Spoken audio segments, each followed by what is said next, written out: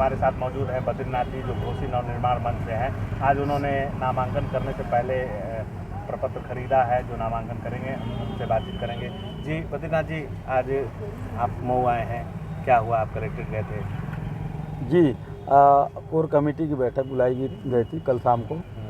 इस कमेटी ने ये डिसीजन लिया है कि तीनों पार्टियों के जो उम्मीदवार हैं निकम्मे हैं, जनता के सुख दुख में शामिल नहीं रहते हैं। जब भी कोई आफत विपत आती है, सत्ताधारी दल तो मतलब निरंकुश ही दिख रहे हैं इस समय, क्योंकि ये लोग बाहर से आते हैं और इनका घर है वहीं चले जाते हैं। नवनिर्माण मंच अभी नया है, लोग नहीं जानते, कैसे उनको समझाएंगे कि घोसी नवनिर्माण का जो सिंबल है उस पर? नहीं, बच्चा जानता है घोसी नवनिर्माण मंच घोसी की जनता के साथ खड़ा होने वाला मंच है और राजनीतिक सुधार के लिए आंदोलन चलाया जा रहा था। ये आंदोलन का नतीजा ढाक के 3 पात रहा। राजनीतिक दलों में कोई भी बदलाव नहीं देखा गया। जन भावनाओं की अनदेखी की गई कि जनता ये चाहती है कि क्षेत्र की जनता के बीच रहने वाला, क्षेत्र की जनता के सुख दुख में शामिल होने वाला प्रतिनिधि पार्लियामेंट जाए, 24 सालों की बदहाली से मुक्ति दिलाए। लेकिन ऐसा नहीं किया गया पार्टियों के द्वारा, तो अंततः घोसी नवनिर्माण मंच ने डिसीजन लिया कि अपना प्रत्याशी उतारा जाएगा। हाँ, बद्रीनाथ प्रत्याशी कैसे बने, एक सवाल आप कहा था, मैं उसका जवाब दे देता हूँ। हम लोगों ने कई नामों पे विचार किया, जिसमें शैलेंद्र सिंह जी हैं और हमारे कोर कमेटी के राजेश यादव जी हैं, ढेर सारे लोग हैं। तो हर जातियों के लोग हैं, हर धर्मों के लोग हैं, राशिद जी हैं। तो सब लोगों ने मिलकर कहा कि मतलब हम लोग अपने क्षेत्र को संभाल सकते हैं, पूरे ज़िले में हमारा वो नहीं हो सकता। अभी हम लोग मतलब आगे आने वाले चुनाव में देखेंगे, लेकिन अब पूरी तरह जो समर्पित है वही चुनाव मैदान में आए। तो हमने कहा कि समर्पित तो सभी लोग हैं, लेकिन इन सभी लोगों ने मिलकर मतलब ये कहा कि मतलब मेरे नाम पर सर्वसम्मति हुई। तो मैंने कहा कि कदम पीछे हटाएंगे तो लोगों को लगेगा कि हम लोग राजनीतिक दलों के उसमें गोद में खेलते हैं। राजनीतिक दलों ने जो बुराई फैलाई है, उस बुराई का सर्वनाश किया जाएगा। इसके लिए हम लोग चुनाव मैदान में हैं। तीनों पार्टियां हो गई, बसपा अपना बता रही है कि हम इस मुद्दे को लेकर लड़ेंगे, समाजवादी पार्टी मुसलमानों के लिए करेगी, भारतीय जनता पार्टी करेगी, विकास करेंगे, कुछ लोगों को धमकाने का आरोप लग रहा है। ऐसे में आप कितना देख रहे हैं कि क्या आप मुद्दे लेकर जा रहे हैं लोगों के पास, किस तरह से आप? देखिए, तीनों पार्टियों के समय अब बीत चुके हैं घोसी लोकसभा में। नहीं, कार्य आगे आने वाले लोकसभा चुनाव को लेकर क्या आप करेंगे, इसको लेकर? तीनों पार्टियां, जैसे भाजपा सपा को हराने के लिए वोट मांगती है, सपा भाजपा को हराने के लिए वोट मांगती है। घोसी नवनिर्माण मंच घोसी को बचाने के लिए, घोसी लोकसभा को विकास की बुलंदियों पर पहुंचाने के लिए वोट मांगता है। जाति धर्म के आधार पर नहीं, सर्व जाति सर्वधर्म को साथ में लेकर चलने के लिए घोसी नवनिर्माण मंच बनाया गया है। पार्टियां जो किसी जाति किसी धर्म को लेकर चल रही हैं, यहाँ पर सभी जाति सभी धर्म को लेकर चलने की कवायद की गई है। घोसी की संपूर्ण जनता घोसी नवनिर्माण मंच का हिस्सा है, इसके सोच के दायरे में आता है। कल्पनाथ राय जी थे, जब तक वो रहे मऊ विकास के रथ पे सवार था। आप देखिए, कलेक्ट्रेट उन्हीं के समय में बना, मऊ का जंक्शन उन्हीं के समय में बना, जितने भी निर्माण हुए फ्लाईओवर उन्हीं के समय में बना। तो उसके बाद जितने भी सांसद थे वो विकास नहीं कर पाए। 2014 के समय में हरिनारायण राजभर आए, थोड़ी बहुत सरकार की जो योजनाएं आए, नहीं तो जनता के बीच गायब। 2019 की बात की जाए तो उसमें अतुल राय जी चुनाव जीते, उसके बाद जेल में ही रहे।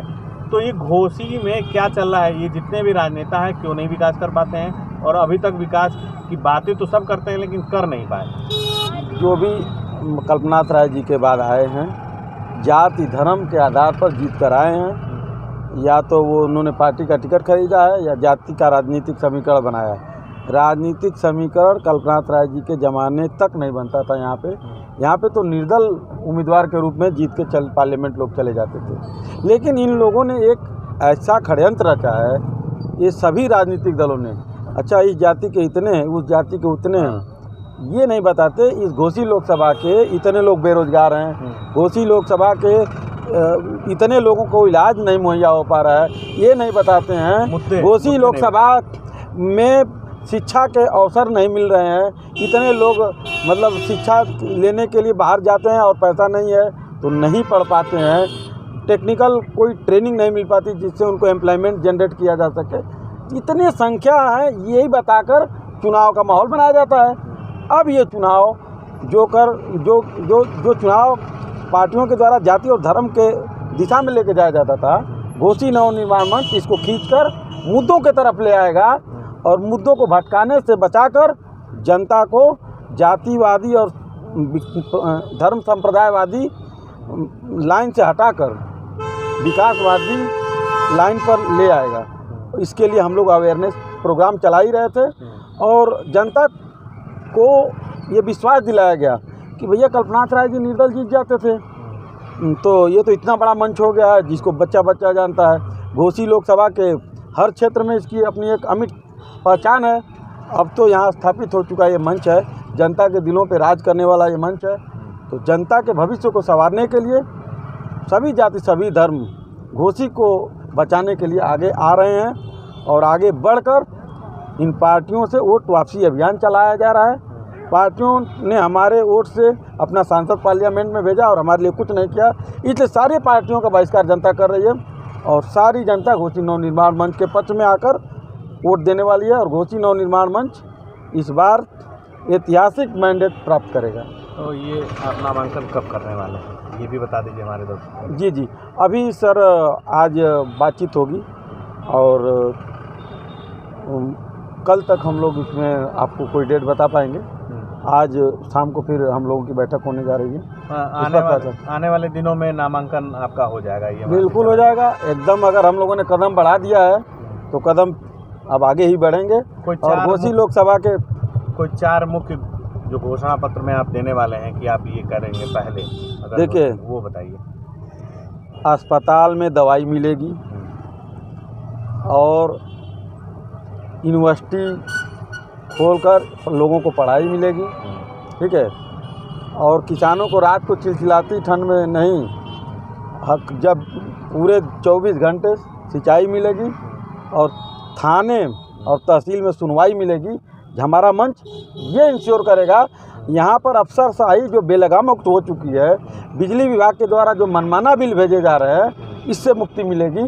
हर मौके पर जनता के साथ जो भी घूसखोरी करेगा, घोसी नवनिर्माण मंच का कार्यकर्ता खड़ा होकर उन अधिकारियों को सबक सिखाएगा, उन अधिकारियों से मुकाबला करेगा।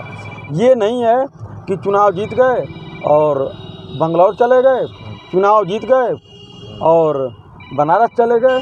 हमारा मंच यहीं का है और हमारे जो पार्टी कार्यालय होंगे उन लोगों के वो चुनावी कार्यालय होते हैं। और मंच अगर चुनाव में जीत के आता है तो जनता के लिए जन समस्या केंद्र बनेंगे वो, और वहाँ से जन सुनवाई होगी और जनता के समस्याओं का समाधान दिलाया जाएगा। तो ये थे हमारे साथ बद्रीनाथ जी जो घोसी नवनिर्माण मंच से प्रत्याशी हैं और आने वाले दिनों में नामांकन करने वाले हैं। उन्होंने कहा कि घोसी की जनता ने तीनों विकल्पों को नकार के चौथा जो विकल्प बनने जा रहा है घोसी नवनिर्माण मंच, उनको वोट करने का मन बना लिया है।